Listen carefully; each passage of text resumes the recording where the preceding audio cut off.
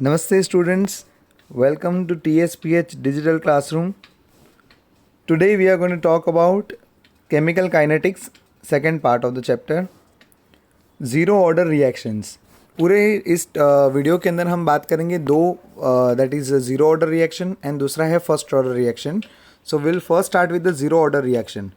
Zero order reaction का मतलब क्या होता है? ऐसे रिएक्शंस जिनका रेट जो है वो कॉन्सेंट्रेशन से इंडिपेंडेंट है. मतलब आप चाहे कॉन्सेंट्रेशन को डबल करो या ट्रिपल करो, रेट को फ़र्क पड़ता नहीं है. तो हम उसे क्या कहते हैं? Zero order reaction. So the reaction whose rate is independent of the concentrations are called as what? Zero order reaction. The reaction which proceeds with the constant rate. That's a simple way to call it as the reaction that proceeds with the constant rate. मतलब rate law अगर हम इसका लिखते हैं तो this will be rate proportional to a raised to 0 and therefore rate will be equal to what? k into a raised to 0, but a raised to 0 is 1. तो rate is equal to k. मतलब rate क्या हो गया? इसका constant हो गया. So when the rate is constant throughout the course of reaction, then this is called as zero order reaction.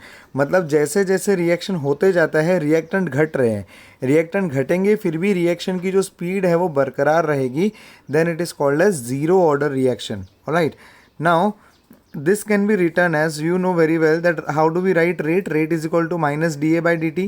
बराबर. अगर हम एक रिएक्शन ले लेते हैं जिसमें A gives you प्रोडक्ट है, ठीक है, A gives you प्रोडक्ट है, ठीक है, तो A आपका रिएक्टेंट है, तो हम क्या कहेंगे? Change in concentration of A upon D T, D A by D T. This will represent your rate. तो rate is equal to K into A raise to 0 as we said just now, and therefore minus D A by D T is K, that is nothing but it is constant. तो इसको अगर हम लोग graphically देखेंगे तो कैसा दिखेगा? कुछ इस तरह से दिखेगा कि rate is constant through out. आप कैसे भी कितना भी देखिए आगे जाते जा रहे हैं, कॉन्सेंट्रेशन आप बदल रहे हैं, लेकिन फिर भी इसकी जो रेट है वो कांस्टेंट रहती है. कॉन्सेंट्रेशन आप कितना भी लीजिए. देखो इसका मतलब क्या होता है? इस ग्राफ का मतलब ये होता है कि आप अगर शुरू करते हो 1 मोल सब्सटेंस से या 10 मोल सब्सटेंस से, उसमें ऐसा नहीं रहेगा कि उसकी रेट अलग अलग रहेगी. सर मतलब एक सिंपल एग्जाम्पल दीजिए ना. कंसिडर मैं आपका एक ज़ीरो ऑर्डर रिएक्शन के लिए एनालॉगस रिएक्शन लेता हूँ. बुक स्टडी का टाइम, ठीक है, तो मान लीजिए परिमल सर जो है वो 10 मिनट के अंदर 1 घंटे के अंदर 10 पेज रीड कर रहे हैं, ठीक है, ये उनकी रीडिंग स्पीड है. Alright, provided it's a Gujarati book. Anyway, so उनका जो रीडिंग स्पीड है वो कितना है? 10 पेजेस पर आवर. ओके, सो मैंने अगर उनको 200 पेज की बुक दी तो वो 10 पेजेस पर आवर रीड कर रहे थे. तो अगर मैं उनको 400 पेजेस की बुक दूंगा तो क्या वो 20 पेज पर आवर रीड करेंगे क्या? Obviously not. उनकी जो रीडिंग स्पीड है वो तो कांस्टेंट ही है ना. मतलब पेजेस अगर आप ज़्यादा लोगे तो भी उनकी जो पढ़ने की जो क्षमता है, पढ़ने की जो स्पीड है, that is going to remain constant. So whether you start with 200 page, whether you start with 300 page ki whether you start with the 1200 pages of Ramayana, this is going, the speed is going to be the same, right? वो उनकी पढ़ने की क्षमता वही है कि वो हर concentration आप कितना भी लीजिए उनकी स्पीड कांस्टेंट है. बराबर. तो इसको हम कहेंगे ज़ीरो ऑर्डर. समझ गए? तो आप कह सकते हो परिमल सर की रीडिंग स्किल क्या हो गई? ज़ीरो ऑर्डर रिएक्शन है. बराबर है. तो ऐसा मत बोलना कहीं जाके परिमल सर की रीडिंग स्किल ज़ीरो है. रीडिंग स्किल ज़ीरो ऑर्डर है, ठीक है ना. तो ज़ीरो ऑर्डर का मतलब क्या हुआ? Speed is constant through out. बराबर है. आप चाहे कितना भी स्पीड आप उनको बुक का कितना भी साइज़ दे दीजिए, उनका स्पीड वही रहेगा. Alright, okay. So hopefully this zero order is clear to you. Now talking about the units of the rate constant. So जैसा आप देख रहे हैं कि यहाँ पर D A by D T जो है, this is nothing but rate of the reaction. और रेट ऑफ द रिएक्शन की स्पीड यूनिट्स क्या है? Moles per D M cube per second. बराबर है. क्योंकि रेट क्या होता है? डी ए अपॉन डी टी. तो डी ए क्या है? कॉन्सेंट्रेशन. तो कॉन्सेंट्रेशन क्या है? Mole per D M cube, और नीचे डी टी है मतलब टाइम है, तो पर सेकेंड. तो this is nothing but minus D A by D T, that is change in concentration upon time. तो इसीलिए हम देखेंगे कि यहाँ पर आपका जो रेट का जो यूनिट आ रहा है वही आपका के का यूनिट होगा, बिकॉज और कोई टर्म तो है नहीं. So units of rate and unit of rate constant will be equal but in zero order only. Okay, तो ये ज़ीरो ऑर्डर रिएक्शन के रेट कांस्टेंट के यूनिट हो गए. Alright, let us go ahead. Let us look at some examples. पहला जो example है hydrogen और क्लोरीन का combination. So hydrogen and chlorine combine होता है to form HCl gas in the presence of sunlight. This is nothing but a zero order reaction. Photochemical reactions are generally zero order reactions. It does not depend upon the concentration of either of the reactant. जैसे कि ये reaction hydrogen और chlorine दोनों की concentration पे depend नहीं कर रहा है. तो H2 Cl2 and hence overall rate of the reaction is independent of H2 and Cl2 concentration, which makes it a zero order reaction. These reactions are generally very uncommon. They occur only under special condition. Enzyme catalyse reaction मतलब हमारी body में होने वाले सारे biochemical reactions जो है वो सारे जीरो ऑर्डर के एग्जाम्पल्स है. Alright, next is reaction that occurs on the metal surface, generally that is also at high pressure. Okay, like example हम लोग लेते हैं अमोनिया का decomposition. So ammonia decomposes on platinum surface at a very high temperature like 1173 kelvin के आसपास under a very high pressure. देखो high pressure पे क्या होने लगता है ना कि जैसे अमोनिया प्लेटिनम सरफेस के ऊपर एड्जॉर्ब हो रहा है. तो as you know the adsorption कहो कि जैसे जैसे आप प्रेशर बढ़ाते जाते हो तो एक पॉइंट ऐसा आता है कि जब भी प्लेटिनम का जो पूरा सरफेस है वो अमोनिया से कवर्ड है. इसके बाद आप अमोनिया का कितना भी प्रेशर आप बढ़ाओगे लेकिन फिर भी प्लेटिनम की सरफेस तो जितनी कवर होनी थी वो तो हो चुकी है. तो अब आप अमोनिया बढ़ाओ या अमोनिया का प्रेशर बढ़ाओ इससे कोई फ़र्क नहीं पड़ता है. रिएक्शन की जो स्पीड है वो उतनी ही रहेगी. Alright, and hence decomposition of ammonia at a high pressure is important. Okay, is an example of zero order reaction. Alright, then thermal decomposition of HI on the gold surface is also example of zero order reaction. सवाल ये आता है कि sir क्या हमें examples याद करने. The answer is yes.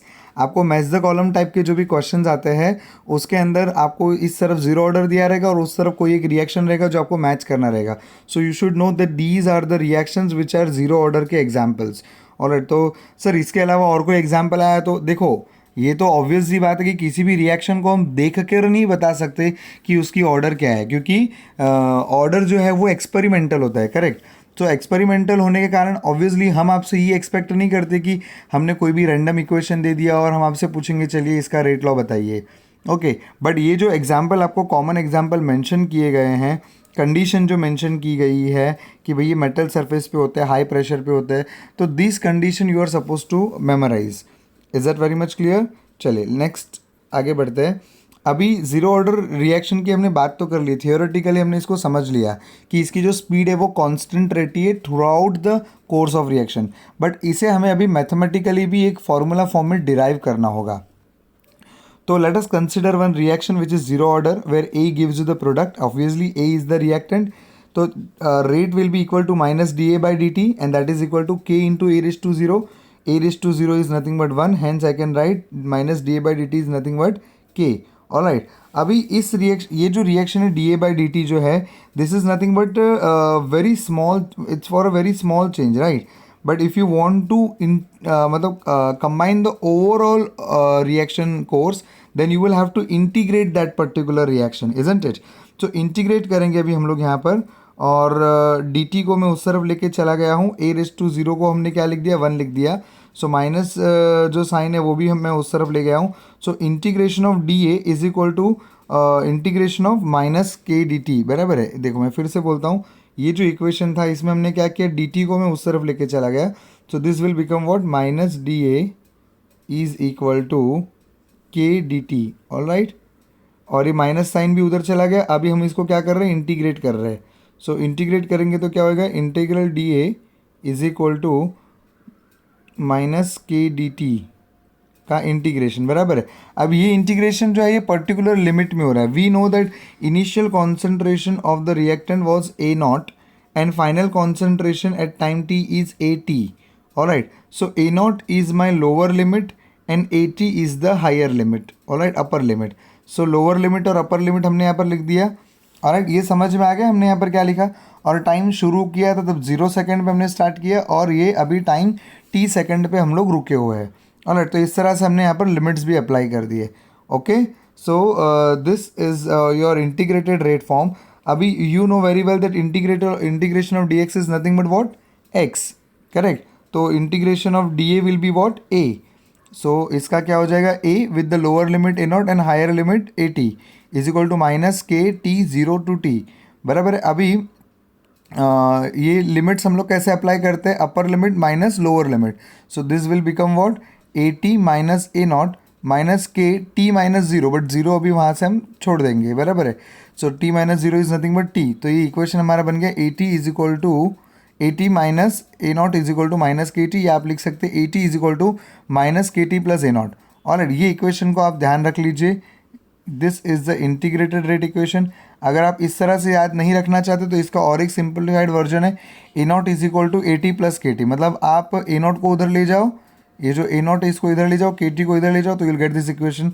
It is very easy to remember, A not is equal to A T plus के टी, फिर से बोलो A T K T, alright, क्या बोलना है, ए टी प्लस के T, so A not is equal to A T plus के T. तो ये याद रखने के लिए बड़ा आसान है, लेकिन ग्राफ को अगर आप समझना चाहोगे तो this equation will be helpful.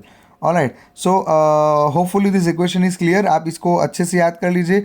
Formula list के अंदर आपको इसे लिख देना है। जीरो ऑर्डर का कभी भी न्यूमेरिकल प्रॉब्लम आए जहाँ पर जीरो ऑर्डर की बात है तो सीधा आंख बन करके आपका यही फॉर्मूला आ जाएगा, A not is equal to A T plus के टी। ऑलराइट, तो चलिए A not is equal to A T plus के टी, अभी इसका हम लोग ग्राफ लेने वाले हैं।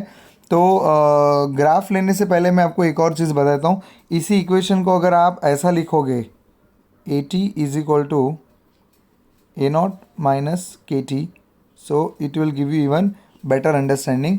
अगर इस ग्राफ को हम कंपेयर करेंगे with what, Y is equal to C plus M X, ठीक है। केमिस्ट्री में हम लोग हमेशा सी पहले लिखते हैं, तो केमिस्ट्री है ना तो सी पहले जो कपाट, बट जनरली मैथ वालों को आदत रहता है Y is equal to M x plus C. तो केमिस्ट्री के जो ग्राफ होते हैं generally C plus M X आते हैं। बट सर बात तो एक ही है, हाँ ऑब्वियसली बात एक ही है, बट तो कह रहा हूँ कि आपको ये फॉर्मेट रहेगा तो कंपैरिजन में आसानी रहेगी, ठीक है। अब ये वाई एक्सिस पे हम लोग क्या ले लेते हैं, वाई एक्सिस पे हम लोग ले लेते हैं आपका जो है कॉन्सेंट्रेशन, बराबर है, कॉन्सेंट्रेशन जो कि कंटिन्यूसली घटने वाला है, और इधर लेते हैं हम लोग टाइम एक्सिस, बराबर है। तो विथ टाइम जैसे जैसे रिएक्शन आगे बढ़ रहे, जैसे जैसे समय जाएगा तो कॉन्सेंट्रेशन क्या होता जाएगा, घटते जाएगा, और इसकी जो घटने की स्पीड रहेगी that will be constant.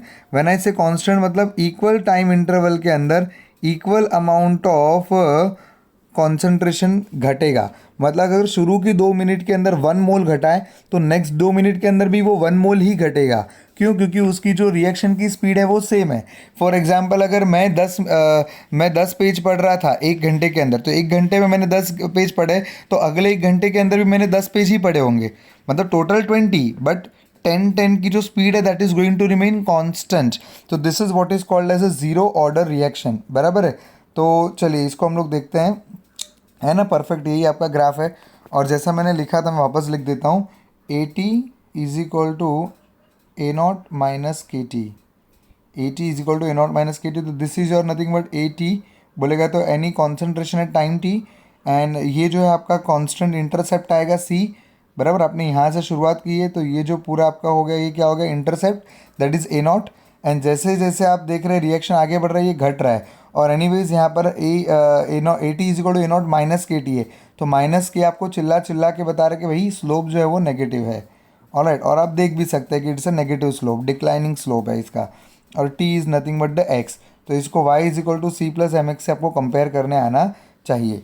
Alright, तो ये आपका हो गया जीरो ऑर्डर का ग्राफ। ऑलराइट, तो जीरो ऑर्डर के अंदर मैंने क्या बताया, रेट जो रहेगा वो कांस्टेंट रहेगा थ्रू आउट, और कॉन्सेंट्रेशन है वो कंटिन्यूसली घट रहा है with the equal equal change in the concentration with time. Alright, so ये हो गया आपका जीरो ऑर्डर रिएक्शन। अब बात करते हैं हाफ लाइफ के बारे में। हाफ लाइफ जनरली ज़्यादा सिग्निफिकेंट हो जाता है सेकंड ऑर्डर और फर्स्ट ऑर्डर ये सब रिएक्शन के लिए। ज़ीरो ऑर्डर के लिए हाफ लाइफ का कोई मायने नहीं होता है, लेकिन फिर भी मैं आपको बता देता हूँ। से फॉर एग्जांपल अगर मैंने एकदम सिंपल भाषा में इसको हम लोग समझते हैं, ठीक है। जैसे ये भी अगर ये वाले के अंदर भी आप देखोगे ना तो ये इक्वेशन कितना आसान है समझने के लिए। आपको पता है कि ए नॉट माइनस ए टी मतलब change in concentration upon time is constant, यही तो है। आपने अभी इंटीग्रेट करके वो सब इक्वेशन निकाला, लेकिन ये कितना आसान समझ है। ये तो हमने शुरू में ही समझ लिया था ना कि जीरो ऑर्डर का रेट फिक्स होता है। रेट मतलब क्या, change in concentration upon time.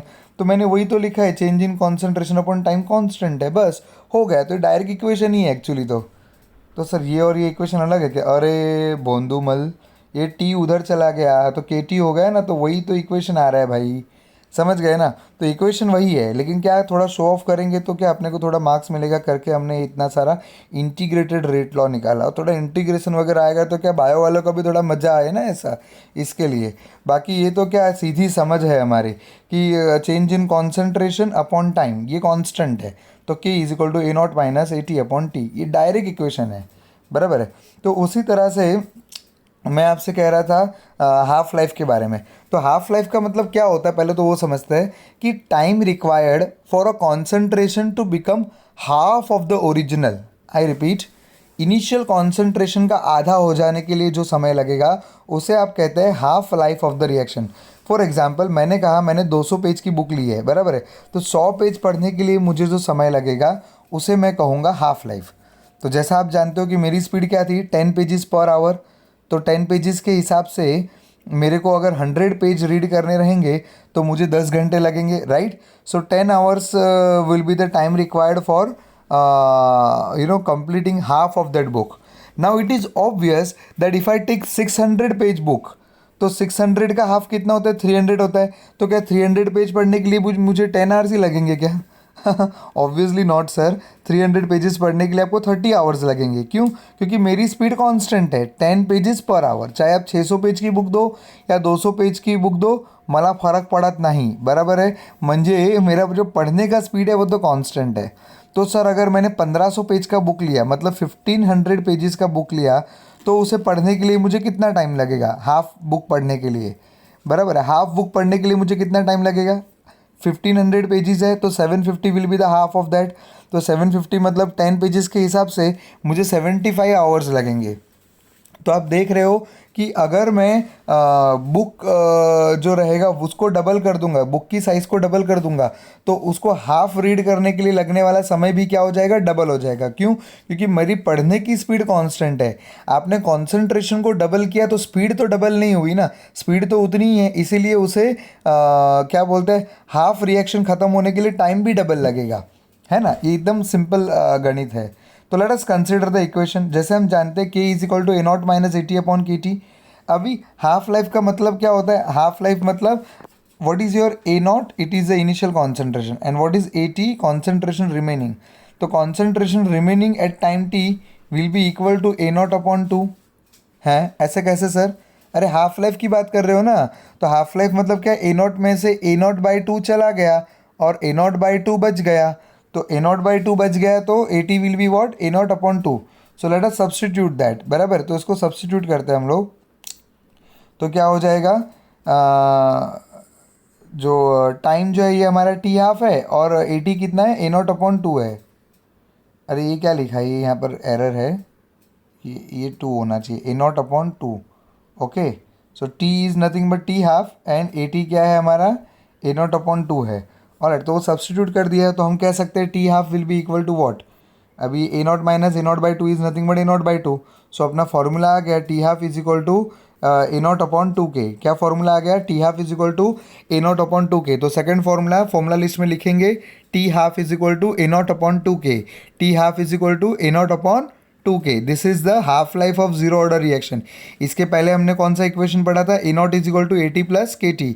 वो कौन सा इक्वेशन है आपका, जीरो ऑर्डर का इंटीग्रेटेड रेट इक्वेशन। तो सर यहाँ पर आपने शुरुआत के इज इक्वल टू इससे की है, मैं अगर इससे शुरुआत करता A not is equal to A T plus के टी से, तो क्या मेरा आंसर अलग आता? अरे भूत, ये इक्वेशन और ये इक्वेशन अलग थोड़ी ना है, दोनों इक्वेशन सेम ही चीज़ है ना। तो आपको अगर ये आपने याद रखा हुआ तो आप इसी से शुरू करो। ए नॉट की जगह क्या रखोगे, ए नॉट, ए टी की जगह क्या रखोगे, ए नॉट अपॉन टू प्लस के टी। आप इसको रीअरेंज कर दीजिए, you will get this equation, yes or no? So what is the half life of zero order reaction, a naught upon 2k? What is the half life of zero order reaction, a naught upon 2k? Point to be noted here is that t half is directly proportional to a naught, yes or no? t half is directly proportional to a naught, हुआ कि नहीं हुआ? तो इसका मतलब ये हुआ कि अगर आप ए नॉट डबल करोगे तो टी हाफ भी डबल हो जाएगा। तो मैं आपसे वही तो कह रहा था कि अगर मेरे पास में 400 पेजेस की बुक है और मुझे 200 पेज पढ़ने हैं, मतलब हाफ लाइफ में बात कर रहा हूँ, तो मुझे उसके हिसाब से 20 आवर्स लगेंगे। लेकिन अगर वही पेज 800 बुक की हो, 800 पेजेस की हो जाएगी, तो 800 पेजेस का हाफ कितना होता है 400, और 400 पेज पढ़ने के लिए मुझे 40 आवर्स लगेंगे। क्यों? क्योंकि मेरा जो स्पीड है वो तो कांस्टेंट है, 10 पेजेस पर आवर। यस और नो? सो अगर ए नॉट को मैंने डबल किया तो time required will also be double. Time double होएगा क्योंकि रेट डबल नहीं होने वाला, स्पीड हमारी वही है। ठीक है ना? Alright, so let us have a look at it's what you call graph. तो ग्राफ हमें यहाँ पर देखो चिल्ला चिल्ला के क्या बता रहा है, कितना आसान है ये। T half is proportional to A, मतलब straight line passing through origin. Smart बच्चों को अगर मैंने पूछा भाई इसका स्लोप क्या है, तो तुरंत बताएगी 1/2k। यस और नो? इसको आप y is equal to M X से कंपेयर कर दीजिए। सर आप तो बोले थे y is equal to C plus M X. अरे भाई लेकिन कांस्टेंट टर्म नहीं है तो क्या ज़बरदस्ती थोड़ी डालेंगे? Alright, so y is equal to M X is the graph is the where M is the slope is the. So आपका जो ए नॉट मैंने अगर वेरिएबल लिया यहाँ पर कि अलग अलग इनिशियल कॉन्सेंट्रेशन पे टी हाफ कैसा आएगा, तो अलग अलग आएगा। Alright, and the slope is 1/2k। Alright, so hopefully that is clear. ये हो गया half life of zero order reaction.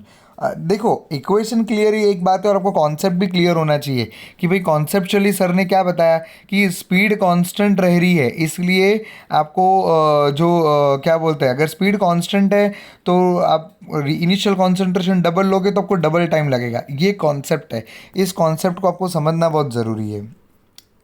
चलिए बात करते हैं T 100% of the zero order reaction. 100% मतलब टाइम फॉर कंप्लीशन। तो ऑब्वियसली बात है, अगर 400 पेज की बुक है उसमें 200 पेज पढ़ने के लिए मुझे कितना लग रहा था, 20 आवर्स लग रहा था, बिकॉज मेरी speed 10 hours per 10 pages per hour की है। तो 10 पेजेस पर आवर के हिसाब से 200 पेज पढ़ने के लिए मुझे 20 आवर्स लग रहे थे। सो 400 पेज पढ़ने के लिए मुझे कितना लगेगा, 40 आवर्स। बराबर है। तो हाफ लाइफ मतलब क्या था, time required for the completion of half of the reaction. So full reaction complete होने के लिए कितना लगेगा, डबल ऑफ टी हाफ, है ना? हाफ करने के लिए जितना टाइम लगा था उससे डबल टाइम लगेगा।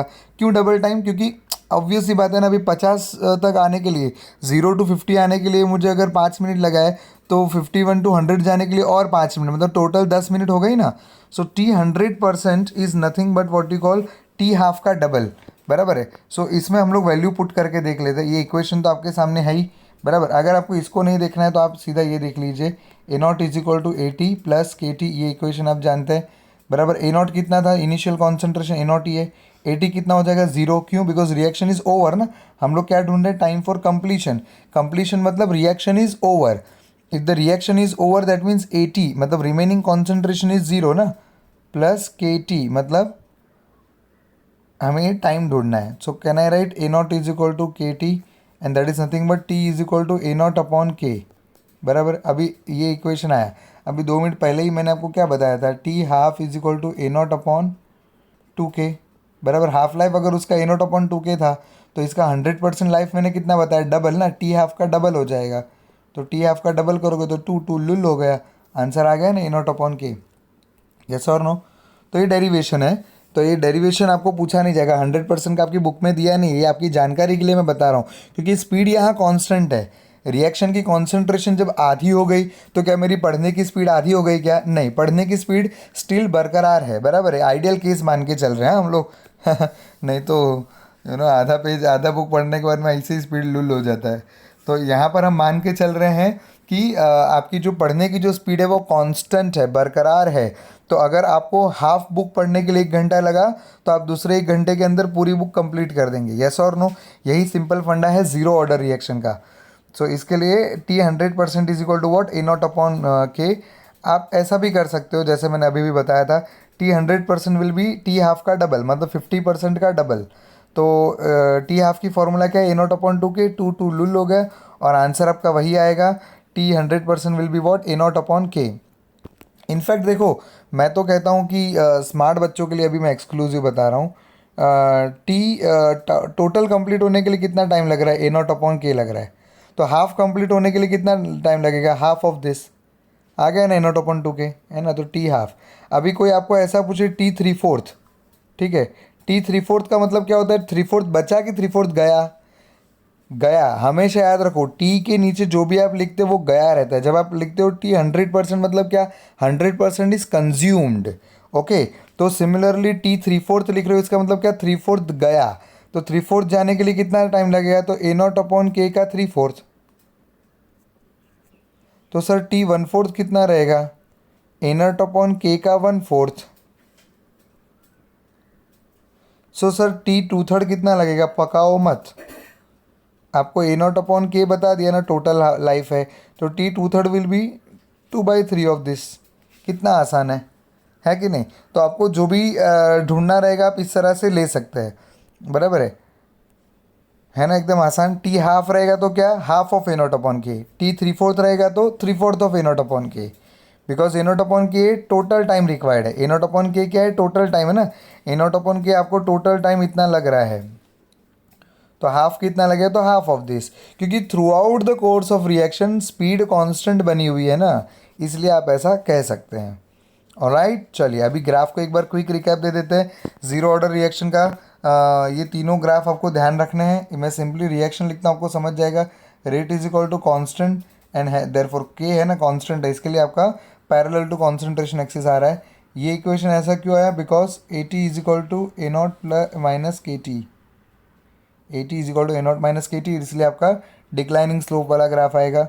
And T half is equal to A0/2K, बराबर है। फॉर्मूला आप समझ गए रहेंगे तो आपको ग्राफ एकदम ऑटोमेटिकली याद रहेगा। और फॉर्मूला नहीं भी समझे, कॉन्सेप्ट क्लियर है तो भी क्लियर हो जाएगा ना भाई, रेट कांस्टेंट रहता है, जीरो ऑर्डर रिएक्शन है, बराबर है। फिर कॉन्सेंट्रेशन, तो बोला कॉन्सेंट्रेशन घटते जाती है, कैसे घटेगी, बोला लीनियरली घटेगी। क्या ये जीरो ऐसे टच करेगा कभी कंप्लीट होएगा, the answer is of course complete तो होएगा ही ना, ये कभी ना कभी कॉन्सेंट्रेशन जीरो पहुंच जाएगा। ओके, और हाफ लाइफ तो बोला अगर आप इनिशियल कॉन्सेंट्रेशन डबल लोगे तो हाफ लाइफ भी डबल रहेगा। अगर आपने इनिशियल कॉन्सेंट्रेशन को ट्रिपल किया तो हाफ लाइफ भी ट्रिपल हो जाएगी। क्यों भाई, हमारी स्पीड कांस्टेंट है यार। आप बुक की साइज ट्रिपल करोगे तो हम पढ़ने की स्पीड थोड़ी ना ट्रिपल करेंगे, हम पढ़ने की स्पीड वही रखेंगे। ऑलराइट, तो ये हो गया आपका ज़ीरो ऑर्डर रिएक्शन का सब कुछ मैंने कवर कर दिया। अब बात करते हैं beautiful further next order of reaction, जो नेचर में पाए जाने वाला most common order of reaction है, that is first order reaction. ठीक है, फर्स्ट ऑर्डर रिएक्शन मतलब क्या होता है कि ऐसा रिएक्शन जिसमें रिएक्शन की जो रेट है, जो स्पीड है, that depends upon the concentration of only one of the term या one of the reactant involve in it. किसी एक ही रिएक्टेंट के ऊपर वो डिपेंड करता है। उसको हम क्या कहेंगे, फर्स्ट ऑर्डर रिएक्शन कहेंगे। So A giving you product, let us consider ये एक फर्स्ट ऑर्डर रिएक्शन है। So rate is proportional to A, if rate is proportional to A what will be the graph, rate is proportional to A ना। तो अगर आप ए की concentration दुगनी लोगे तो रेट दुगना रहेगा, डबल रहेगा। तो ये तो डायरेक्ट प्रोपोर्शन है, तो डायरेक्ट प्रोपोर्शन का graph is straight line passing through origin. याद रहे, डायरेक्ट प्रोपोर्शन का graph is straight line passing through origin. अच्छा, जीरो ऑर्डर के लिए कैसा आया था, rate versus A, straight line आया था। क्यों, because rate was independent of A. आप चाहे बुक कितने भी साइज का लो, मेरी पढ़ने की स्पीड कांस्टेंट है। लेकिन अब यहाँ ऐसा नहीं है, यहाँ कैसा बोल रहा है कि rate is proportional to A, मतलब अगर मैंने ए की कॉन्सेंट्रेशन को डबल किया तो रेट भी डबल हो जाएगा। मतलब ये आप ऐसा मान लीजिए कि ये अभी दूसरे ग्रह से कोई जादू आया हुआ है और ये जादू की जो बुक पढ़ने की जो स्पीड है वो कांस्टेंट है, सॉरी उसके जो टाइम जो उसको लगता है ना बुक पढ़ने के लिए वो कांस्टेंट है। मतलब आप चाहे उसको कितनी भी साइज़ की बुक दे दो, उसकी जो पढ़ने की स्पीड है ना वो उसको उतना ही समय लगेगा। आप समझे हैं क्या बोल रहे हो सर। देखो मैं फिर से बताता हूँ कि अगर आप जादू को, अगर आप एक बुक दे रहे हो 200 पेज का, ठीक है, और उसने 100 पेज अगर 1 आवर में कंप्लीट कर दिए, ओके, मतलब हाफ बुक कंप्लीट करने के लिए उसे 1 आवर लग रहा है। तो अगर आपने उसको 400 पेजेस की बुक दी ना, फिर भी उसे हाफ बुक पढ़ने के लिए 1 आवर ही लगेगा। मतलब ये कि जब आप उसे 400 पेज की बुक दे रहे हो, मतलब आपने डबल साइज़ की बुक दी, तो उसने क्या किया, अपनी स्पीड को भी डबल कर दिया। मतलब अपनी स्पीड भी बढ़ा लेगा, वो अपने जैसा नहीं है। अपन क्या करेगा, अपना पढ़ने का स्पीड तो भाई सेम है, आप 200 पेज का बुक दो या 400 पेज का बुक दो, बराबर है, हम लोग वही स्पीड से पढ़ सकते हैं। मतलब 10 पेज मैक्सिमम में अगर पढ़ सकता हूँ 1 घंटे में, तो मेरी वही स्पीड है, 10 pages per hour, fix rate से मैं पढ़ूंगा। आप डबल साइज़ का बुक दोगे तो भाई मुझे टाइम डबल लगेगा, मैं स्पीड डबल नहीं करूँगा, टाइम मुझे डबल लगेगा। लेकिन जादू क्या कर रहा है, जादू स्पीड को डबल करता है, टाइम उतना ही लेता है वो, है ना आसान। तो ऐसे रिएक्शंस जहाँ पर रेट जो है वो कॉन्सेंट्रेशन पे डिपेंड करता है, मतलब अगर आप कॉन्सेंट्रेशन डबल करोगे तो वो स्पीड डबल कर देगा, समय रिएक्शन करने के लिए वो उतना ही लेगा। Is that clear?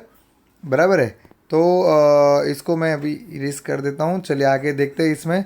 तो rate is equal to K into ए, तो अगर आप ग्राफ लोगे रेट वर्सेस कॉन्सेंट्रेशन का, सो ऐसा ग्राफ आएगा और उसका जो स्लोप रहेगा that will be nothing but के।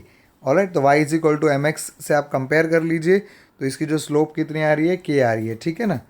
Y is equal to M X से आप कंपेयर करें तो वाई एक्सिस पे हमने रेट ले रखा है, एक्स एक्सिस पे हमने concentration of A initial concentration ले रखे हैं, और K is nothing but what, your slope. Alright, so ये हो गया आपका first order reaction. Let us have a look at its units. तो rate is equal to K into A, rate के यूनिट आप जानते हो mole per D M cube per second, और कॉन्सेंट्रेशन यूनिट भी आप जानते हो mole per D M cube, तो ये मोल पर डी एम क्यूब है और मोल per D M cube per second है। तो अभी ये जो ये मोल पर डी एम क्यूब और मोल पर डी एम क्यूब कौन कैंसिल हो गए, तो आपका यूनिट क्या आ गया, पर टाइम आ गया, मतलब पर सेकेंड ही बचा ना सिर्फ, तो इसके लिए पर टाइम होता है। अभी कई बार क्या होता है कि आपको है ना पूरा न्यूमेरिकल प्रॉब्लम दिया रहता है और उसमें ना यही मेंशन नहीं किया रहता है कि वो जीरो ऑर्डर है या फर्स्ट ऑर्डर है। तो सवाल ये आता है फिर वो केस में हम फॉर्मूला कौन सा यूज़ करेंगे, तो जवाब है आपको के का जो कांस्टेंट के जो यूनिट्स दिए रहेंगे ना उससे पहचानना होगा कि ये रिएक्शन जो है वो कौन सी ऑर्डर की रिएक्शन है। ऑलराइट, सो अगर आप यूनिट्स अगर आप देखोगे किसी का भी यूनिट अगर पर टाइम है तो आप पहचान पाओगे कि ये फर्स्ट ऑर्डर है। आमतौर पे आपको दो ही दिए जाएंगे, फर्स्ट ऑर्डर और जीरो ऑर्डर, बराबर। सेकंड ऑर्डर हमारे सिलेबस में उसके न्यूमेरिकल प्रॉब्लम वगैरह कुछ भी नहीं है। हालांकि आपको यूनिट्स ऑफ कांस्टेंट निकालने के लिए एमसीक्यू में आता है, तो वो मैं आपको एक बार बता देता हूँ। तो एक जनरल केस हम लोग लेते हैं, rate is equal to K times A raise to N, where N is nothing but what, order of reaction. तो रेट के यूनिट क्या थे, mole per D M cube upon time. Alright, so mole per D M cube upon time. अभी K constant के unit हमको ढूंढने हैं। Alright, और ए जो है वो कॉन्सेंट्रेशन है, इसके यूनिट क्या है, mole per D M cube raise to N. क्यों रेस टू एन, क्योंकि अगर ये सेकंड ऑर्डर होता तो रेस टू टू होता, थर्ड ऑर्डर होता तो रेस टू थ्री होता, तो ये nth ऑर्डर है, इसके लिए हमने क्या लिया है, रेस टू एन। तो अब ये मोल पर डी एम क्यूब वाला जो ये है इसको हम इधर लेके आ जाते हैं। So what will be the answer, K is equal to mole per D M cube raise to one minus N, बराबर है। लॉ ऑफ इंडाइसिस लगाया और टाइम तो नीचे है वो तो एज इट इज ही रहेगा, तो टाइम इनवर्स। ये आपका हो गया जनरल फॉर्मूला। ओके, सो ये आपको याद रखना है, के जनरल यूनिट्स का मैंने आपको फॉर्मूला लिखवा दिया, ये भी चाहिए तो आप फॉर्मूला लिस्ट में नोट डाउन कर लीजिए। K is equal to mole per D M cube raise to one minus N T inverse. Alright, so अभी अगर मान लीजिए जीरो ऑर्डर रिएक्शन है तो एन की वैल्यू आप क्या डाल दो, जीरो डाल दो, तो देखो आपका वही आ जाएगा mole per D M cube per second. और अगर आप फर्स्ट ऑर्डर रिएक्शन है तो N is equal to one है, तो यहाँ पर एन की जगह वन डाल दो, तो वन माइनस वन जीरो हो गया, तो ये पूरा टर्म आपका जीरो हो गया। तो आप क्या बचा, सिर्फ पर टाइम ही बचा ना, है ना। और सेकंड ऑर्डर रिएक्शन रहेगा तो वन माइनस टू, तो mole per D M cube raise to minus one T inverse. और तो इस तरह से आप किसी भी ऑर्डर के रेट कांस्टेंट के यूनिट आप निकाल सकते हो, लेकिन आपको मोस्ट कॉमन जो यूज़ करना है वो है फर्स्ट ऑर्डर और जीरो ऑर्डर, उसमें भी first order is even more common. तो कभी भी आपको के का यूनिट ऐसा दिखाई दे, पर टाइम मतलब पर सेकेंड, पर minute, per hour, per year, ऐसा अगर आपको दिखाई दे तो आप क्या कहोगे कि ये फर्स्ट ऑर्डर काइनेटिक फॉलो कर रहा है, ठीक है। ऑलराइट, चलिए अभी अगला लेते हैं इसके अंदर। अभी ये तो equation rate is equal to K into A हो गया, बराबर है। अभी इसका हम देखते हैं कि कॉन्सेंट्रेशन कैसे बदलता है। तो कॉन्सेंट्रेशन जो है ये लीनियरली नहीं घट रहा है, आप देख रहे हो ये एक्सपोनेंशियली घट रहा है, ये बहुत ज़रूरी है।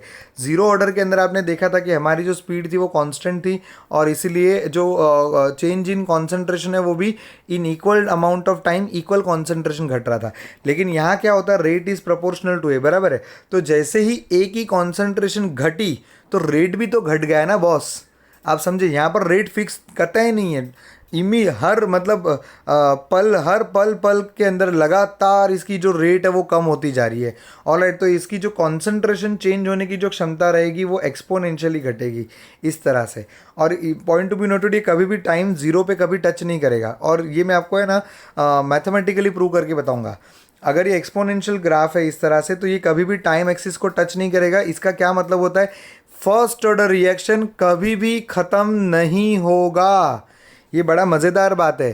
तो ये है ना, कैसा है कि आपके जो फर्स्ट ऑर्डर वाला जो है ना बंदा, वो जादू जो था ना, जादू अपना, वो कभी भी ना बुक कंप्लीट नहीं कर पाएगा। भले उसकी स्पीड वो डबल कर देगा, रिएक्शन क्या बोलते हैं, बुक डबल तो स्पीड डबल, लेकिन फिर भी जैसे जैसे उसकी आगे आगे बढ़ेगा, पेजेस कम बचते जाएंगे, वैसे उसकी स्पीड भी कम होती जाएगी ना, बिकॉज स्पीड यहाँ कंटिन्यूसली बदल रही है। यस और नो? तो इसलिए आप अगर देखोगे, मैं इसको है ना आपको ग्राफिकली समझाता हूँ फिर से। लेट अस कंसिडर कि हमने ना यहाँ पर एक टाइम इंटरवल T1 लिया। तो T1 के अंदर, T1 टाइम इंटरवल मान लीजिए 10 सेकंड का हमने लिया, ठीक है। तो ये 10 सेकंड या 10 मिनट जो आपको लेना है, उसके अंदर देखो कितना कंज्यूम हुआ है, इतना रिएक्टेंट कंज्यूम हो गया। मतलब शुरू में इतना कॉन्सेंट्रेशन था और अभी करस्पॉन्डिंग कॉन्सेंट्रेशन इतना है, बराबर है। तो इतना कॉन्सेंट्रेशन कंज्यूम हो गया है, बराबर, किसके दौरान, इस टाइम इंटरवल के दौरान, बराबर, इस 10 मिनट के अंदर। अभी हम क्या करते हैं, अभी हमें ना सेम इक्वल टाइम इंटरवल लेते हैं दूसरा। ऑलराइट, दूसरा टाइम इंटरवल T2 हमने लिया और ये भी उतना ही है, बराबर है। ये देखिए, T1 10 मिनट का है और ये T2 भी 10 मिनट का है। तो T1 टाइम इंटरवल के अंदर देखो इतनी कॉन्सेंट्रेशन कंज्यूम हुई थी। अब T2 टाइम इंटरवल के, ये मेरा इनिशियल है और ये मेरा फाइनल है। तो यहाँ पर आप देखो जो कॉन्सेंट्रेशन जो कंज्यूम हुआ है, क्या वो उतना है? द आंसर इज नो, कम कंज्यूम हो रहा है। क्यों कम कंज्यूम हो रहा है? क्योंकि आपका इनिशियल कॉन्सेंट्रेशन घट चुका है ना। जैसे जैसे कॉन्सेंट्रेशन घट रहा है वैसे रेट लगातार कम होती जा रही है। तो रेट लगातार कम होएगी तो इसके अंदर जो कॉन्सेंट्रेशन की जो घटने की स्पीड रहेगी, that will also decrease continuously. Alright, so initial the decrement is very fast and then the decrement will become slow, and it will become slow so slow that it will never go to completion. The very important point to be remembered, first order reaction कभी भी complete होता नहीं है। तो चाहे कोई भी first order reaction हो, उन सारे फर्स्ट ऑर्डर रिएक्शन को कंप्लीट होने के लिए इनफाइनाइट टाइम लगता है, बराबर। थियोरेटिकली मैं बता रहा हूँ, इसको इनफाइनाइट टाइम लगेगा। Is that clear? ओके, और यही वो पॉइंट है। मतलब आप चाहे 200 पेज की बुक लो या 400 पेज की बुक लो या 800 पेज की बुक लो, उसे पूरा करने के लिए आपको इनफाइनाइट टाइम लगने वाला है। तो अगर सबको इनफाइनाइट टाइम लगने वाला है, हर रिएक्शन का कंप्लीशन टाइम इनफाइनाइट है, तो सवाल ये आता है कि मैं दो रिएक्शन को कंपेयर कैसे करूं। कि मेरे को अगर कोई ये रिएक्शन बोलना हो कि ये रिएक्शन फास्ट है, ये रिएक्शन स्लो है, तो मैं कैसे बता पाऊंगा, बराबर है। तो वो तो आप change in concentration upon time से बता सकते हो, उसका कोई दिक्कत नहीं है। तो अगर मान लीजिए मैंने कहा कि A reaction is faster than B, तो हमारा क्या कहना होता है कि ए रिएक्शन जल्दी कंप्लीट होगा बी के मुकाबले। लेकिन ये हमारा जो थ्योरी है वो क्या कह रहा है, थ्योरी कह रहा है कि ए हो या बी हो, चाहे कोई भी कितना भी फास्ट हो, कंप्लीट होने के लिए दोनों को इनफाइनाइट टाइम लगने वाला है। तो बॉस फिर अगर मुझे टाइम पता करना हो कि कौन रिएक्शन पहले नियर टू कंप्लीशन पहुंच रहा है, तो मैं कैसे करूंगा? तो यही वो पॉइंट है जब हाफ लाइफ सिग्निफिकेंट हो जाती है। जीरो ऑर्डर के लिए तो हाफ लाइफ का कोई मायने नहीं था, लेकिन यहाँ पर हाफ लाइफ मायने रखती है। चलिए, अगर आपकी मेरे ये बात समझ में नहीं है तो कोई दिक्कत नहीं, हम इक्वेशन से इन चीज़ों को समझते हैं। ग्राफ समझ में आ गई है? ऑलराइट, तो आगे बढ़ते हैं। तो फर्स्ट ऑर्डर के पहले तो एग्जाम्पल देख लेते हैं। ये एग्जाम्पल जैसे मैंने पहले भी कहा था आपको, मैच द कॉलम टाइप के जो क्वेश्चन आते हैं उसके लिए खास इंपॉर्टेंट है। Decomposition of ammonium nitrate is NH4 nitrite है, सॉरी नाइट्रेट NO3 होता है, ये नाइट्राइट है, ओके, NO2 NH4NO2 डिकम्पोज होकर आपको नाइट्रोजन गैस मिल रही है। और यहाँ पर क्या कहना है इनका कि ये जो रिएक्शन है ये फर्स्ट ऑर्डर है। ऑलराइट, NH4NO2 की कॉन्सेंट्रेशन पे डिपेंड करेगा। Similarly decomposition of peroxide and decomposition of N2O5 nitrogen pentoxide, ये दोनों रिएक्शन भी फर्स्ट ऑर्डर है, बराबर। देखो यहाँ की स्टोइकियोमेट्री 2 है, तो स्टोइकियोमेट्री 2 है तो पावर 2 बनेगा, ऐसा ज़रूरी नहीं है, बराबर। ये रिएक्शन की मैकेनिज्म के ऊपर निर्भर करता है। तो ये एग्जाम्पल्स आपको याद करने हैं। Decomposition of ammonium nitrite, decomposition of peroxide, decomposition of pentoxide मतलब nitrogen pentoxide.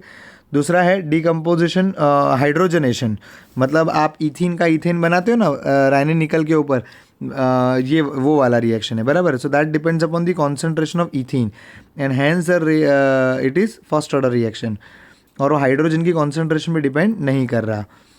Next is what you call all natural और आर्टिफिशियल रेडियो एक्टिव डीके, मतलब कोई भी एलिमेंट हो आर्टिफिशियली सिंथेसाइज्ड हो या नेचुरली अकरिंग हो, अगर वो रेडियो एक्टिव है तो रेडियो एक्टिव डीके जो होता है, आप जानते हो कि रेडियो एक्टिव सब्सटेंस में से कंटिन्यूसली रेडिएशंस निकलते हैं भाई, तभी तो रेडियो एक्टिव है। तो वो जो रेडिएशन निकलने की जो उसकी जो स्पीड रहती है you know that is nothing but first order. तो उसका जो डीके होना मतलब डिकम्पोज होना, तो नेचुरल और आर्टिफिशियल रेडियो एक्टिव एलिमेंट का डीके होना फर्स्ट ऑर्डर है। और ये बहुत इंपॉर्टेंट है, बहुत बार पूछा गया है, स्मार्ट बच्चे जानते हैं ये सिंबल रेडियो एक्टिव सब्सटेंसेस के लिए यूज़ होता है। मैं एक बार फिर से बताता हूँ, रेडियो एक्टिव डीके, फिर से बताता हूँ, रेडियो एक्टिव डीके, एक और बार देखेंगे। रेडियो एक्टिव डीके क्या होता है? फर्स्ट ऑर्डर रिएक्शन होता है, बराबर है, याद रखो। पूरा आपका फिजिक्स के अंदर भी एक चैप्टर आएगा एटम मॉलिक्यूल न्यूक्लियाई, डिट्टो आपको सर पूरी यही चीज़ पढ़ाएंगे, फर्स्ट ऑर्डर रिएक्शन ही पढ़ाएंगे उसके अंदर, और उसके ऊपर सवाल भी आपको फिजिक्स में पूछे जाते हैं। तो याद रखना है आपको, क्या याद रखना है? Radioactive decay is first order. Okay, अगर इतना समझ लिया तो आप समझ लो आपका एटम मॉलिक्यूल न्यूक्लियाई का वो जो रेडियो एक्टिविटी वाला पूरा जो टॉपिक है वो पूरा का पूरा यहाँ कवर हो जाएगा। चलिए तो देखते हैं कि हमने क्या लिया हुआ है यहाँ पर। एक इंटीग्रेटेड रेट इक्वेशन हमें डिराइव करना है, तो हम पहले तो कंसिडर करते हैं कि reaction A giving you product. तो रेट ऑफ रिएक्शन हम कैसे लिखते हैं? Change in concentration upon time, that is minus D A by D T. I hope you all know my minus sign is taken here because reactant की concentration है, इसके लिए minus sign है। तो minus D A by D T is equal to K into A, बराबर है। ए क्यों लिखा? अरे भाई सर फर्स्ट ऑर्डर है ना, तो ए रेस टू टू कब लिखते थे? अब वो सेकंड ऑर्डर रहता तब। ऑलराइट, तो अभी इसको हमें इंटीग्रेट करना है, मतलब ये तो हमें इनफाइनाइटसिमली स्मॉल चेंज के बारे में बता रहा है।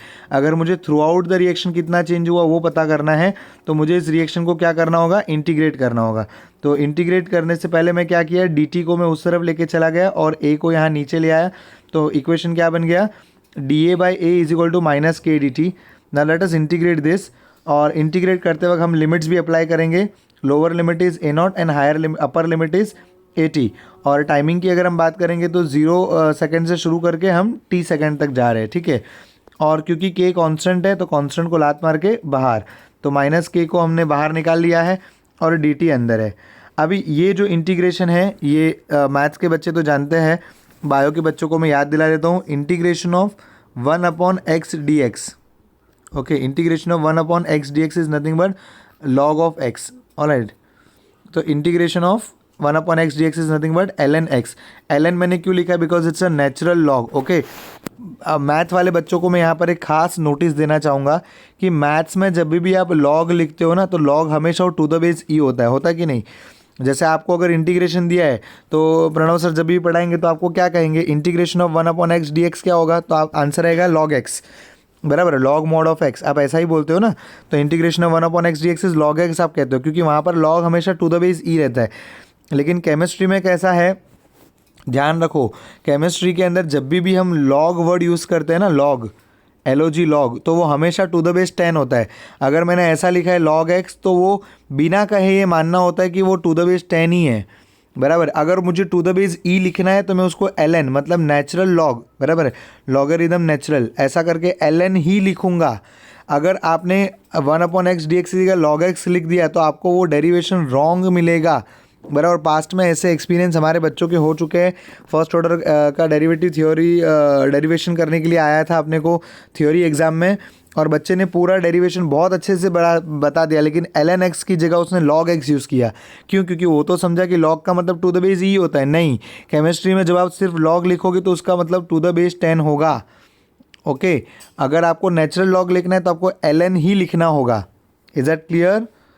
ऑलराइट, चलिए, तो hopefully now the student know integration of 1/x dx क्या होता है? log x होता है। तो यहाँ पर अगर आप देखोगे तो वही है, हमने इंटीग्रेशन ऑफ 1/a dA लिया हुआ है, ठीक है। तो इसका क्या हो गया? ln a हो जाएगा, ठीक है। एंड हमें लिमिट्स भी अप्लाई करनी पड़ेगी, lower limit and upper limit, तो a0 और at हो जाएगा। यस और no? Similarly dt integration of dx, integral dx is nothing but what? x। Yes और नो? तो यहाँ पर हमें वही अप्लाई करना है। So let's see. So on integrating what we'll get is ln a with the lower limit a0, higher limit at, और इसको अगर हमने सब्स्टिट्यूट किया लिमिट्स को, बराबर है, तो जो भी लिमिट्स है वो फार्मूला के अंदर पटक दो। तो आपको क्या मिलेगा, अपर लिमिट माइनस लोअर लिमिट, तो 80 ln 80 minus ln a0 minus kt। आप ये इक्वेशन भी एज इट इज़ याद रखना चाहे तो भी कर सकते हैं। और देखो इसको मैं एक और तरीके से लिखता हूँ, ln 80 is equal to ln a0 minus kt। अब अगर आप गौर से देखो तो ये इक्वेशन और अपना जीरो ऑर्डर इक्वेशन सेम है, 80 is equal to a0 minus kt, same ditto equation है, बराबर। ln 80 खाली यहाँ पर ln आ चुका है, क्यों, लॉगरिदम आ गया क्योंकि कर्व्ड ग्राफ था, बराबर। आप जानते हो log has a power to pull the power down, और जब भी पावर 1 हो जाती है तो ग्राफ आपका लीनियर आता है, और जब भी पावर अदर देन 1 रहती है तो ग्राफ आपका कर्व्ड आता है।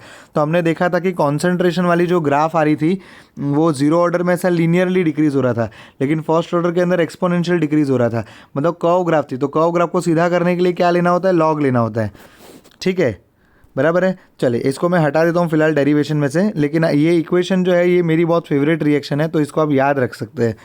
ln 80 is equal to ln a0 minus kt। इसको हम रीअरेंज करने से पहले ये कर सकते हैं कि ये ln log x minus log y is nothing but log of x by y, बराबर है। तो इस प्रॉपर्टी का इस्तेमाल किया मैंने, लॉगरिदमिक प्रॉपर्टी, और इसको 80 अपॉन a0 लिख दिया is equal to minus kt।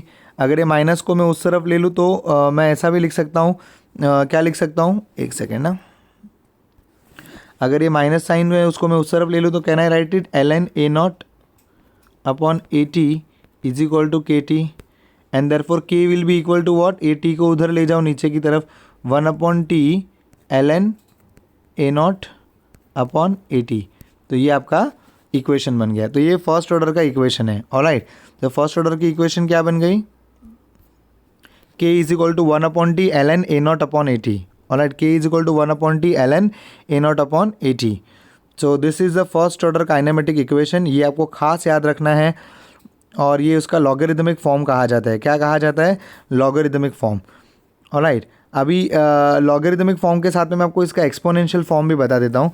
तो आपने जैसे लिमिट सब्स्टिट्यूट करके इस तरह से आपने k is equal to 1 upon T ln a0 upon 80 अभी भी डिराइव करा, लेकिन अगर इसी को मैं एक्सपोनेंशियल फॉर्म में लिखना चाहता हूँ तो मैं कैसे लिख सकता हूँ कि जैसे ये वाला लॉग है ना, एक्सपोनेंशियल फॉर्म में लिखने के लिए आपको लॉग निकालना पड़ेगा। तो मैथ्स के बच्चों को तो शायद समझ में आया रहेगा, बायो के बच्चों को अगर नहीं समझा तो उनके लिए मैं खास बता रहा हूँ। जब भी आप ये मैंने क्या लिखा है, log to the base E है, बराबर है। ln मतलब क्या, log to the base E, 80 अपॉन a0 is equal to minus kt है, बराबर है। तो आप शुरू के आपके मैथमेटिक फाउंडेशन लेक्चर अगर आप याद करोगे तो आपको कुछ एक गाना याद आएगा।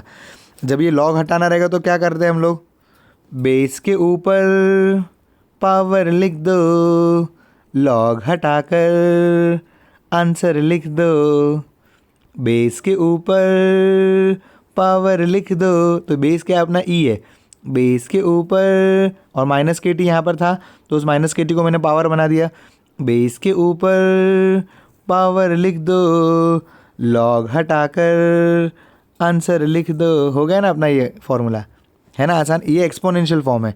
तो एक्सपोनेंशियल फॉर्म हम कैसे लिखते हैं, इसका जो ln है वो हट गया और ये e रेस टू माइनस के टी हो गया। और इसको अगर आप और सिंप्लीफाइड वे में लिखोगे तो क्या होगा, 80 is equal to a0 e raise to minus के टी, या आप ऐसे भी लिख सकते हो a0 is equal to 80 e raise to के T. So a0 is equal to 80 e raise to के टी, जीरो ऑर्डर में भी आपने ऐसा ही लिखा था, a0 is equal to 80 plus के टी था, बराबर है। यहाँ पर 80 प्लस के टी था, ये जीरो ऑर्डर में था, और यहाँ पर आपने क्या लिख दिया, a0 is equal to 80 E raise to के टी। देखो ये इक्वेशन हो, ये इक्वेशन हो, सारा एक ही चीज़ है, बराबर। ये फॉर्म ले लो आप, तीनों के तीनों सब एक ही चीज़ है। आपको जो याद रखता है वो फॉर्म आप याद रख सकते हो। जनरली हम इस वाले फॉर्म को फर्स्ट ऑर्डर के लिए यूज़ करते हैं, ऑलराइट, और जीरो ऑर्डर के लिए ये वाले फॉर्म को यूज़ करते हैं, a0 is equal to 80 plus के टी। ओके, तो ये आप ध्यान रख लीजिए। अभी लेकिन एक मज़े की बात मैं आपको बताता हूँ। ये आपका जो है ये लॉगरिदमिक फॉर्म है, बराबर है, ये आपका लॉगरिदमिक फॉर्म है, और ये आपका एक्सपोनेंशियल फॉर्म है।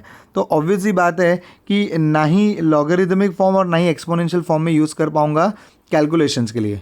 हैं क्यों सर, क्योंकि मेरे पास में जो लॉग टेबल्स है वो तो टू द बेस 10 वाले हैं ना। तो आपको लग रहा है कि टू द बेस ई वाला काम लगेगा, तो कोई बात नहीं ना सर। तो ये वाली ई टू द बेस ई वाले को हटाने के लिए हम 2.303 से मल्टीप्लाई कर देते हैं, तो मल्टीप्लाई करके उसको सिंप्लीफाई करेंगे, परफेक्ट। तो इसीलिए मैंने क्या किया, इसको log टू द बेस 10 में कन्वर्ट कर दिया है। सो कन्वर्ट करने के लिए 2303 से मल्टीप्लाई करना होगा और हमारा इक्वेशन बन जाएगा k is equal to 2303 upon T log of A not upon A T. Is that clear? याद रहे ये फॉर्मूला में गड़बड़ नहीं करना है, मैं गा रहा हूँ उसे याद कर लो। k is equal to 2303 upon T log of A not upon A T. k is equal to 2303 upon T log of A not upon A T. k is equal to 2303 upon T log of A not upon A T. k is equal to 2303 upon T log of A not upon A T. Alright, तो k is equal to 2303 upon T log of A not upon A T. ये formula है, गड़बड़ नहीं कर रही है, बड़ा ऊपर छोटा नीचे, बड़ा ऊपर छोटा नीचे। नहीं याद रहे तो इतना सिंपल याद रख लो, बड़ा ऊपर छोटा नीचे। ओके, तो k is equal to 2303 upon T log of A not upon A T. अब कई बार है ना, एक फॉर्मूला तो आपको याद रहेगा, इसमें मैं एक और मॉडिफिकेशन बता देता हूँ। आपको है ना ऐसा इक्वेशन देते हैं जहाँ पर है ना इनिशियल कॉन्सेंट्रेशन आपको दिया ही नहीं है, लेकिन आपको कॉन्सेंट्रेशन एट टाइम 1 दिया हुआ है एंड कॉन्सेंट्रेशन एट टाइम 2 दिया हुआ है। ठीक है, टाइम t1 दिया हुआ है और टाइम t2 दिया हुआ है, तो आप इसको भी इनिशियल और फाइनल ट्रीट कर सकते हो। बराबर है, मान लीजिए ऐसा बोला है कि एक रिएक्शन है, वो शुरू करने के 10 मिनट बाद A1 कॉन्सेंट्रेशन था और 20 मिनट बाद A2 कॉन्सेंट्रेशन था। तो एक्चुअल में तो इनिशियल कॉन्सेंट्रेशन हम किसको कहते हैं? रिएक्शन शुरू होने से जस्ट पहले वाला कॉन्सेंट्रेशन। ओके, तो लेकिन क्योंकि मैंने अभी आपको जो सवाल दिया उसमें क्या बोला, 10 मिनट पे ये कॉन्सेंट्रेशन और 20 मिनट पे ये है, तो वो केस में भी आपको है ना इनिशियल कॉन्सेंट्रेशन ढूंढने की ज़रूरत नहीं है, आप डायरेक्टली फॉर्मूला यूज़ कर सकते हो और फॉर्मूला को थोड़ा मॉडिफाई कर देंगे। k is equal to 2303 upon T. T क्या था? टाइम इंटरवल था ना, T is nothing but time interval. 0 से लेकर 10 मिनट के लिए तो क्या आता था? 10 आता था, तो 10 से लेकर 20 में भी 10। इसको हम लोग क्या करेंगे? T2 minus T1 simply. बराबर, टी की जगह T2 माइनस T1 लिखो और log of A1 upon A2। देखो A1 ये शुरू का कॉन्सेंट्रेशन और ये फाइनल, तो इस तरह से आप फॉर्मूले को हम मॉडिफाई करके भी यूज़ कर सकते हैं। ऑलराइट, तो फर्स्ट ऑर्डर के लिए आप चाहिए तो ये वाला फार्मूला भी आप याद कर लीजिए। ओके, ये वाली फार्मूला खास ये भी आप यूज़ कर सकते हो। Alright, k is equal to 2303 upon T2 minus T1 log of A1 upon A2। Alright, चलिए अभी अगला। और कई बुक्स में ना ऐसा भी देखने मिलता है, ए नॉट की जगह ए लिखते हैं और ए टी की जगह ए माइनस एक्स। एक्स बोले तो क्या होता है कि एक जो अमाउंट कंज्यूम हो गया है, अभी आपको ऐसा किसी रिएक्शन में बोला कि in a reaction 20% sucrose was consumed. Okay, तो 20% सुक्रोज कंज्यूम्ड मतलब शुरू में आपने कितना लिया था? शुरू में आपने लिया हुआ है 100 ग्राम, बराबर है, शुरू में आपने लिया हुआ है 100 ग्राम और 20% कंज्यूम मतलब नीचे 80 क्या आएगा? 20 आएगा कि 80 आएगा? 80 कितना लिखोगे आप? 8080 लिखोगे। क्यों? क्योंकि 80 मतलब क्या होता है, जो बचा हुआ कॉन्सेंट्रेशन है वो ना, तो 20 जो आपको दिया वो कंज्यूम दिया, मतलब ए में से 20 चला गया, मतलब 100 में से 20 गया तो 80 बचा। ओके, सो इस तरह से आप न्यूमेरिकल में ध्यान रखो। तो कई जगह पे ए नॉट की जगह ए लिखते हैं और 80 की जगह ए माइनस एक्स लिखते हैं, बट बात तो सब एक ही है। ठीक है, तो चलिए होपफुली आपको ये भी क्लियर हो गया इसका इक्वेशन। अभी बात करते हैं इसके ग्राफ के बारे में, तो ये बड़े इंटरेस्टिंग है। तो जैसे आप पहले ही देख चुके हो कि जो कॉन्सेंट्रेशन की ग्राफ है वो एक्सपोनेंशियल आ रही है, और क्यों ना आए, उसकी जो फॉर्मूला है ये भी तो एक्सपोनेंशियल है ना। तो कॉन्सेंट्रेशन वर्सेस टाइम की जो ग्राफ है वो एक्सपोनेंशियली इस तरह से घटेगी, बराबर, मतलब शुरू में एकदम फटाफट घट रहा है, बराबर तेज़ी से घट रहा है शुरू में, लेकिन जैसे ही तेज़ी से घटते जा रहा है कॉन्सेंट्रेशन फटाफट डाउन हो रही है, इसलिए रेट भी फटाफट डाउन हो रहा है और स्पीड कम होते जा रही है और कम कम कॉन्सेंट्रेशन घटेगा। और पॉइंट टू बी नोटेड, ये कभी जीरो लाइन को टच करेगा नहीं। ओके, तो ये कभी भी जीरो को टच नहीं करेगा, ये आपको खास ध्यान रखना है। ऑलराइट, अच्छा अभी एक और यहाँ पर आपको मज़े की बात ये भी देखनी है कि है ना, एक बार है ना रिएक्टेंट की जगह ना प्रोडक्ट का ग्राफ पूछा गया, तो प्रोडक्ट का ग्राफ कहाँ से शुरू होगा? ऑब्वियसली जीरो से शुरू होगा और वो भी एक्सपोनेंशियली रहेगा ना, बराबर है। ऑफकोर्स नेगेटिव क्वाड्रेंट में नहीं जाएगा, ये समझ गए ना ये। तो इस तरह से आएगा। क्यों इस तरह से आएगा ये? बराबर है, जैसे जैसे कॉन्सेंट्रेशन शुरू में फटाफट घट रही थी तो ये फटाफट बढ़ भी रही थी, प्रोडक्ट फटाफट बन रहा था, और जैसे रिएक्टेंट की कॉन्सेंट्रेशन घटना स्लो हो गया वैसे प्रोडक्ट बनने की कॉन्सेंट्रेशन भी स्लो हो गई, बराबर है। लेकिन प्रोडक्ट का बनना हमेशा जीरो से चालू करना, ये याद ध्यान रखना, सिंपल सी बात है, ऑब्वियस है। ठीक है, ऑलराइट, तो ये एक्सपोनेंशियल ग्राफ आएगा कॉन्सेंट्रेशन वर्सेस टाइम का। फिर अगर इसी को हम लॉगरिथमिक फॉर्म में कर लेते तो जैसे मैंने आपको पहले भी कहा था, log has a power to pull the power down. ये बोलो, log has the power to pull the power down. तो पावर अगर नीचे आ जाता है तो सिंपल भाषा में हम क्या कहते हैं, तो उसका ग्राफ फिर लीनियर होता है, बराबर है। तो कोई भी टेढ़े मेढ़े ग्राफ को लॉग क्या करता है, सीधा कर देगा, बराबर है। तो लॉग कैसा भी टेढ़ा मेढ़ा ग्राफ हो उसे सीधा कर सकता है। तो अगर इसका हम ग्राफ लेंगे ln A T is equal to ln A not minus के टी, तो ये अपना कौन सा है, ये एक्चुअली वही अपना फर्स्ट ऑर्डर वाला ही तो इक्वेशन है, k is equal to 1/t ln A not upon A T. ये अपना इक्वेशन हमने फाइनल याद करा था, ठीक है। इसको आप रीअरेंज कर दो, तो रीअरेंज करने पर आपको इक्वेशन मिल जाएगा ln A T is equal to ln A not minus के टी, ठीक है। तो इसका अगर मैं ग्राफ ड्रॉ करूँगा तो कैसा ग्राफ आएगा, ऐसा आएगा, बराबर। इसको आप y is equal to M x plus c से कंपेयर करो। ये आपके y एक्सिस पर आपने लिया है ln ए टी, ये c आपका कांस्टेंट है, क्यों, क्योंकि ये इंटरसेप्ट बन गया है, और t आपका वेरिएबल है टाइम। तो स्लोप कितना आया, माइनस के आया, है ना, एकदम आसान। ओके, मैं तो एकदम इसको सिंपली याद करता हूँ कि भाई एक्सपोनेंशियली घट रहा था, लॉग ले लिया तो सीधा सीधा घटेगा, है ना, कितना आसान है। ओके, और अब बात करते हैं इसके ही दूसरे लॉगरिथमिक फॉर्म आपने लिया, लेकिन अगर टू द बेस 10 वाला लेंगे तो क्या होगा, तो बोला टू द बेस 10 लेंगे तो खाली 2.303 का फ़र्क पड़ेगा। अभी आपका फॉर्मूला क्या होता है टू द बेस 10 वाले में, k is equal to 2.303 upon T log of A not upon A T, बराबर है। तो इसमें जो आपने खाली 2.303 एक्स्ट्रा हो गया तो ये इधर चला जाएगा, बराबर।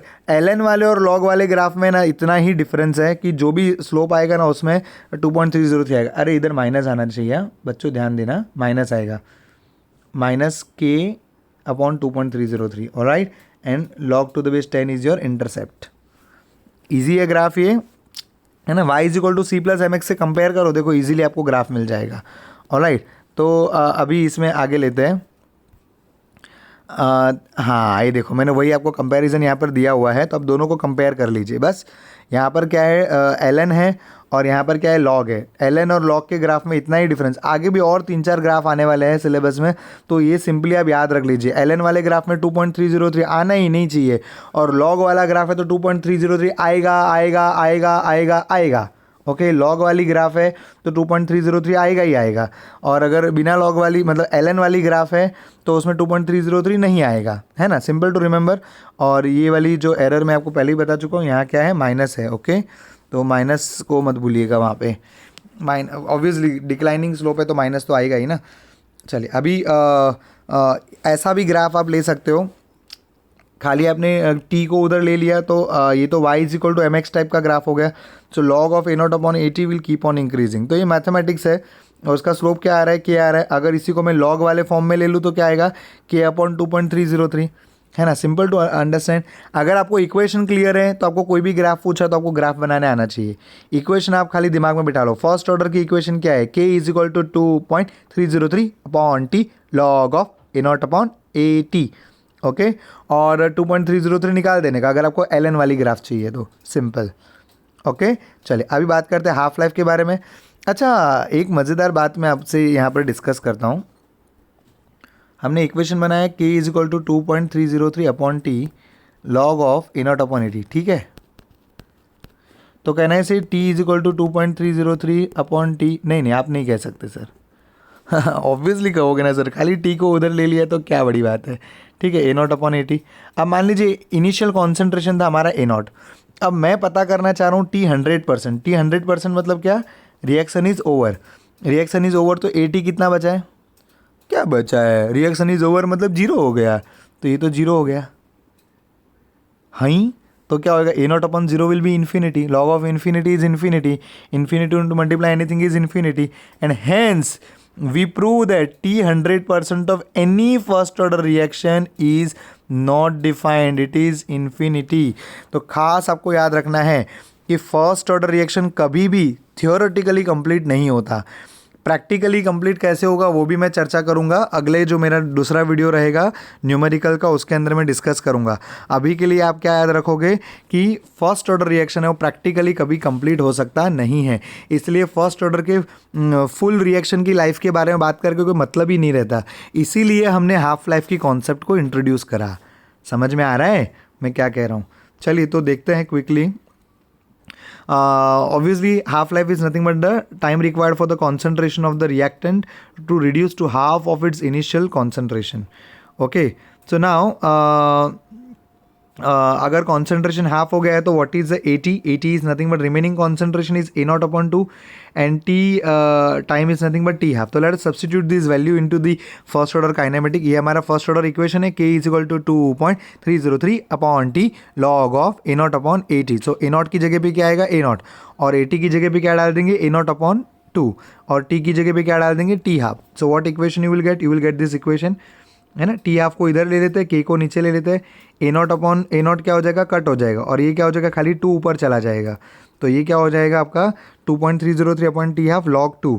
लॉग 2 की वैल्यू क्या होती है? 0.3010 टू द बेस 10 वाली वैल्यू है. हाँ, तो ये अपना इक्वेशन क्या आएगा? 2.303 और 0.3010 को मल्टीप्लाई करना होगा, तो इसका क्या हो जाएगा? 0.693. And hence we get the equation final T half is equal to 0.693 upon K. T half is equal to 0.693 upon K. ये आपकी इक्वेशन है, तो इसको भी आप नोट डाउन कर लेंगे फॉर्मूला लिस्ट में इन दोनों को. अभी ये तो टी हाफ की आपकी इक्वेशन आ गई. डेरिवेशन बड़ा आसान है, इसमें मेरे को वापस समझाने की ज़रूरत नहीं है. बट यहाँ मज़े की बात आप देखेंगे तो टी हाफ जो है it is independent of initial concentration. There is no concentration term involved in this T half equation. ये हमें चिल्ला चिल्ला के क्या बता रहा है? यही बता रहा है कि आप चाहे कितनी भी इनिशियल कॉन्सेंट्रेशन लीजिए, उसको हाफ होने के लिए लगने वाला समय इक्वल है.